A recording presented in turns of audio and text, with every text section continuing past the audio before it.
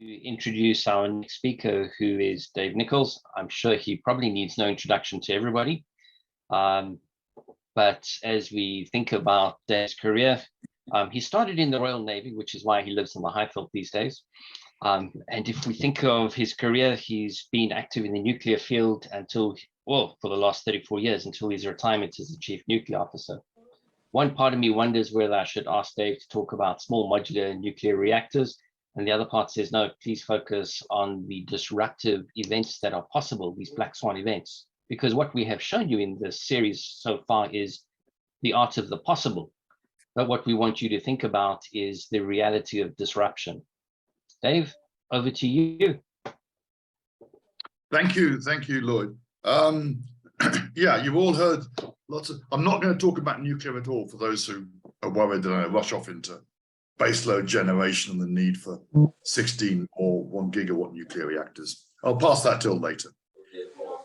This is a black swan discussion, and for those who don't know it, the black swan is called that because up until the discovery of Australia, everyone thought all the swans in the world were white, and they were. But in Australia, they're exactly the same swans, but they're black. So what is a black swan event? It can be defined as a significant change in the fundamental assumption that upsets the business environment, not mildly, dramatically. And black swans are normally predicted by some analysts. However, these are dismissed as irrational fears. And you can look at all the big disasters that have occurred, and I'll go through some in a second, and you can see that somebody was saying beforehand, this could happen to us. Now we don't, no, that's impossible. This is a law of nature that's going on. And then suddenly after the event, everyone looks at it and goes, yeah, that was obvious. You know, why didn't we see it coming?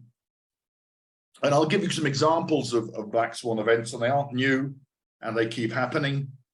1637, for those who remember history in their minds, in Holland, tulip bulbs had a disease that gave them funny colors, and the tulip bulb market became quite incredible. People were sort of basically buying tulip bulbs for the price of their house.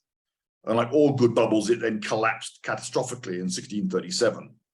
After the event, it was obvious that the prices were irrational, but somehow it up until it happened, nobody believed it. The other black swan event, which is in more recent times, I'm not going to stick with history, the collapse of the USSR. We now look back and say it was obvious.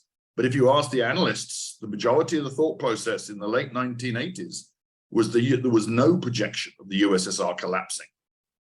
And afterwards, it was, again, obvious. Some analysts said the USSR is fundamentally flawed, but nobody predicted its collapse. And that change to the world was very significant. You can argue that our transformation in the 90 to 94 era came out because of that.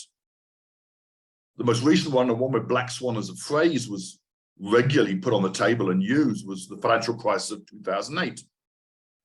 Before the event, everyone was convinced that all these deals, all these clever collecting of debts together and then selling them as bonds, and these bonds was wonderful until after the event, everyone said that was stupid. And then last up, with my only nuclear discussion, so I warn you, it's the only nuclear discussion I have, is the Japanese tsunami and the Fukushima disaster. This is a bit different because the Japanese said the seismic design of our nuclear power station and the tsunami design are perfect. And people outside, including some mad South Africans, said, excuse me, no, it's not. And, you know, it's worth bearing in mind that Kuberg's tsunami design, as designed in 76, which is the same year that Fukushima commissioned, our tsunami design was for 4 times as high a tsunami as the Japanese had designed their plant on. So it shows sort of the disco. But all those events where if you discussed the week before it happened, they would have said, it's not going to happen. So let's come back close to it. We clearly are cleverer now than this. We wouldn't do it again, would we? Well, I just picked out one graph, and clearly the present black swan, I'd argue, is the energy prices in Europe. And I'm going to be unkind to the modelers. We all put in wonderful short-term contracting systems that were going to work well with the price of natural gas. And the electricity market was deregulated and was working really well. And then at the end of 2021, the prices went through the roof. and I will comment, these prices went through the roof before the Ukrainian invasion. So suddenly what was seen as absolutely stable from, in this case, the UK price of natural gas from 2015 through 2020, 5 years, this thing's working really well. And you can almost see in 2020, it went down. So clearly it's working well. Nobody predicted that the end of the world is nigh in terms of the energy market.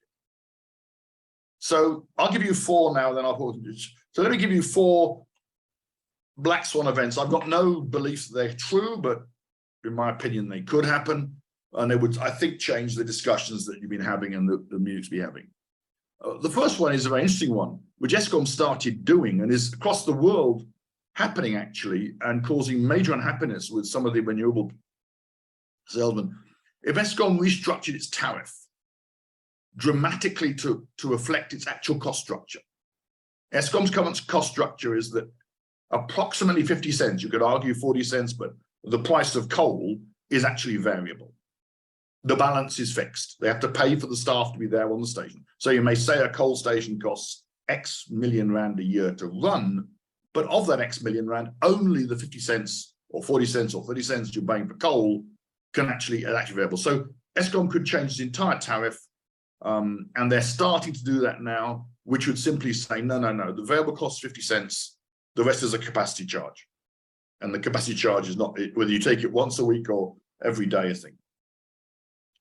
A different discussion in Eskom is, and I'm being unfair to the Nigerians here, I actually checked up that Pakistanis are less reliable than the Nigerians, so I apologize, but Nigeria is the worst I can find in Africa. If Eskom's performance collapsed at the Nigerian level, and it's notable, I got a comment from the conversation which said, it collapsed more than 200 times in the last 9 years. That would, I think, change some of the sums of how we're doing it, making the Munich requirements even greater. You've got essentially said there's no Eskom. And Nigeria, of course, is a semi-free market system. Another one is Eskom returns to the 2017 performance, 80% EAF, and suddenly there's no supply problems. And lastly, just these 4 I thought of quickly, what happens if all this talk of natural gas, and I've been, as an Eskom, I said from 84, and it was quite amusing that the first time I heard that natural gas was going to change everything was in 1995, and that was the Kudu gas field off the west coast.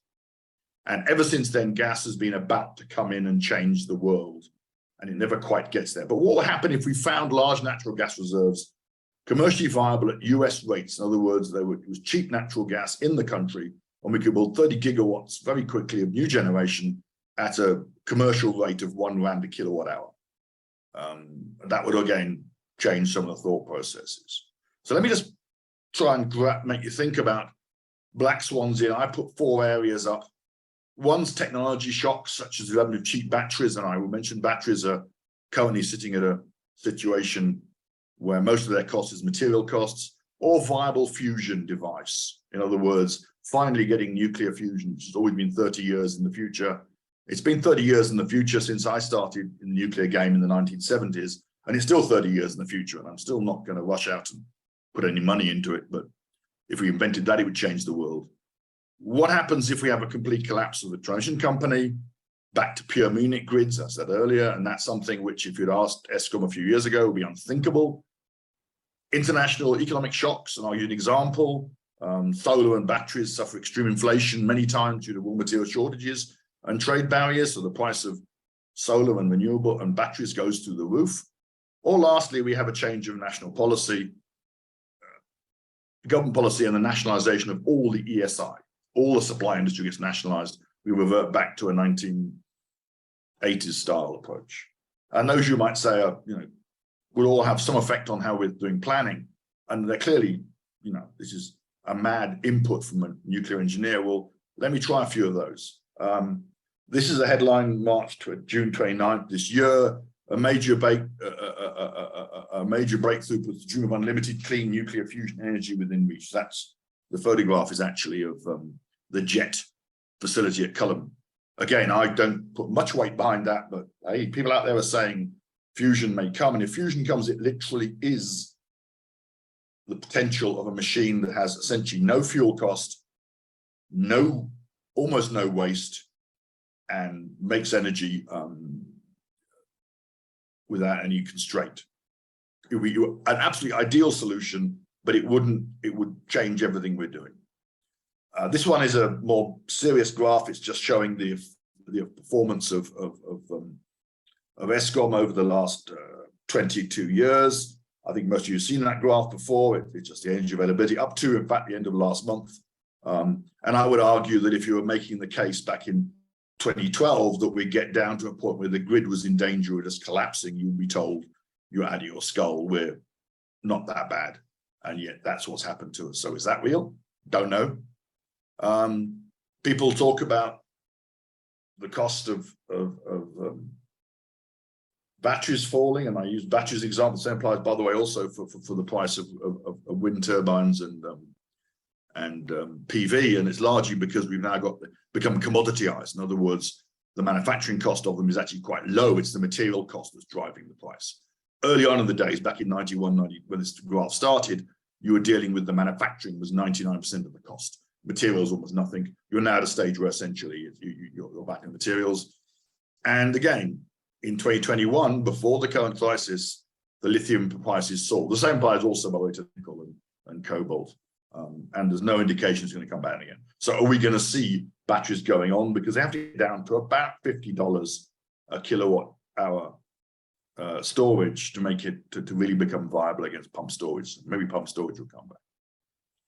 And then lastly, one which is clearly unthinkable in the political sector of the world is that what happens if we start getting a policy change that we start nationalizing everything, which is clearly unthinkable because we're all into the free market discussion and.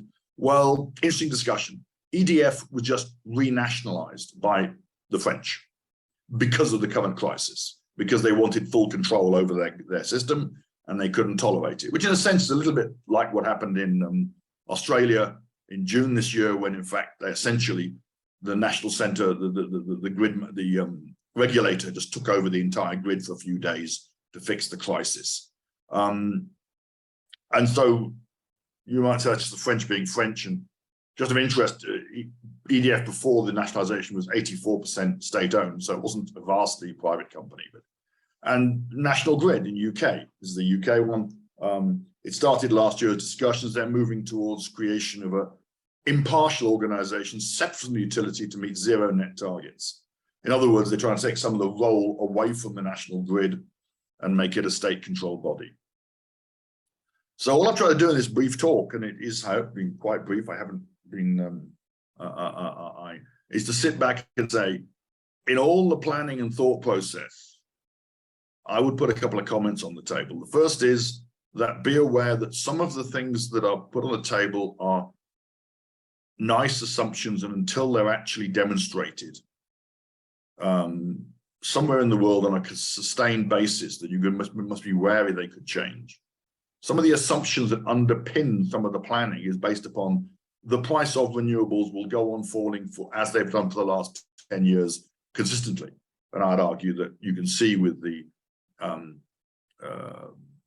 bid window 5's essential failure to close because the prices went up, that may not be true.